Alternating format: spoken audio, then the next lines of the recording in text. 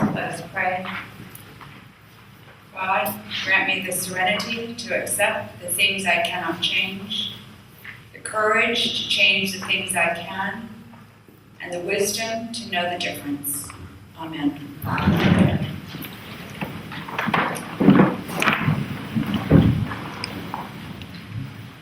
You've gotten news and you want the first response is what? I'm going to make sure that you've actually heard it right.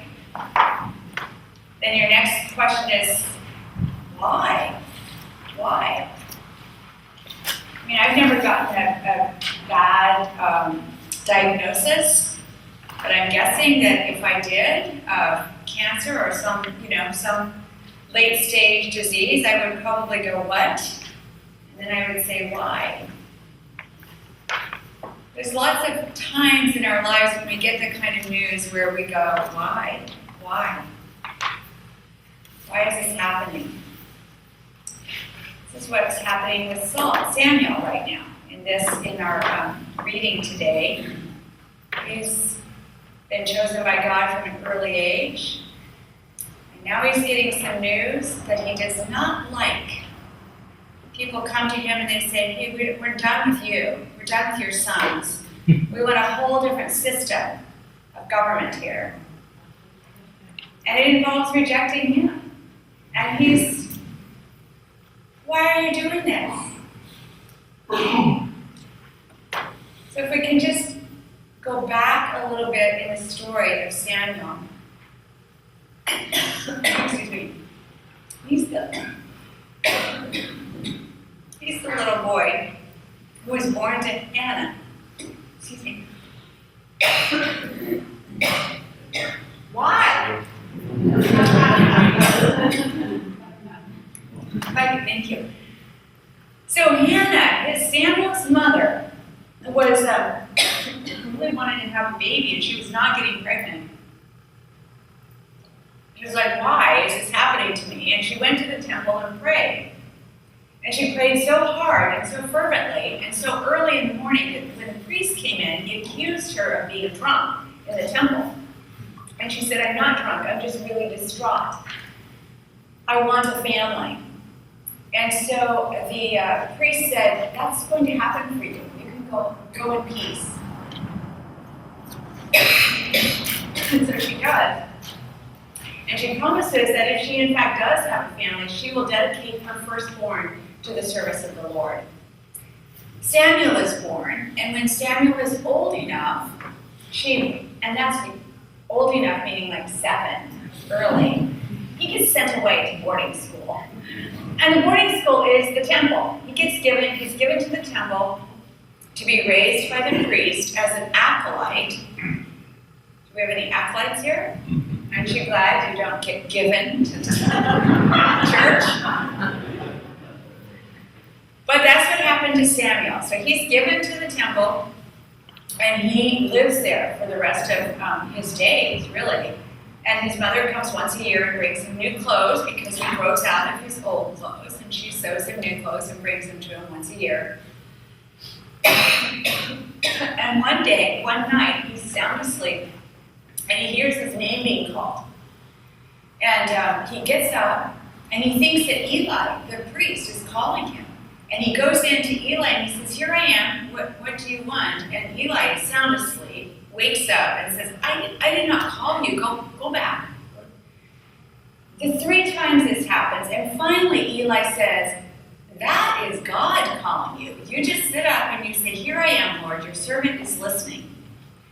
This is what Samuel does, and Samuel gets a message that is not pleasant to hear at all.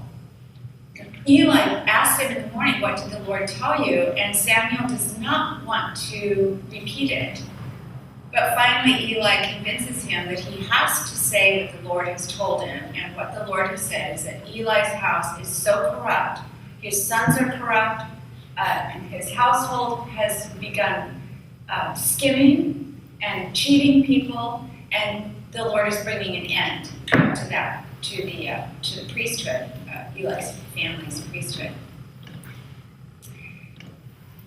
Samuel grows up and takes his place, and he becomes a great prophet and judge in the nation of Israel. Now, Israel is not like the other nations. It doesn't have a king over them. It's not a hierarchical system. It's a pretty democratic, even people with equalized power. With these judges, because clearly, if we're all here, we have no ruler over us, some of us are going to get into arguments with each other.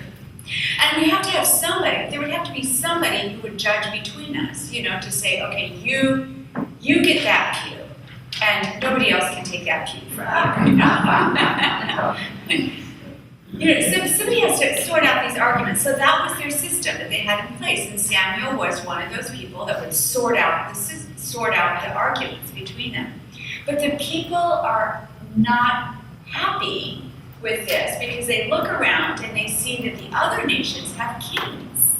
And so they have, great armies, and they can conquer and go out and do great things in the world. And some people at the top become quite wealthy.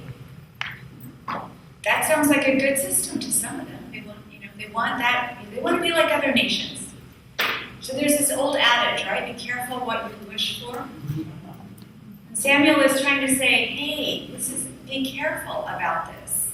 He's also extremely, deeply disappointed, personally hurt. Why? Why are you doing this to me? Why are you doing this to my family? You're rejecting me. When we meet up with those places in our own lives where we don't like the news that we're getting, it's not good news. We don't like it, and we want it to be different. This text can help us know what to do, and that is to go to God. That's what Samuel turns and he prays to God. He pours out his hurt and his disappointment and his want for it to be different. He pours it all out, and God says back to him, you can't change this. The people are determined they're going to have a king. You can't change it. So you can have your last fling at trying to tell them why this is not a good idea. You can have your last fling of venting your fury and your disappointment and you're upset over it. But then you need to move ahead and go with the flow. Rather than trying to fight a change you cannot do anything about. And this is what Samuel does. He lays out before them why having a king is not a good idea. Taxes, armies that will draft your children, ruling over you, whether you like it or not. Does that sound familiar?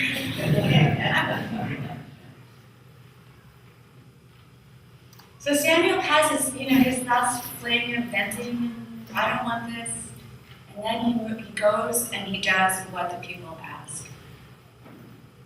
The reason I want to focus on this one this morning is because I think that this happens to us a lot.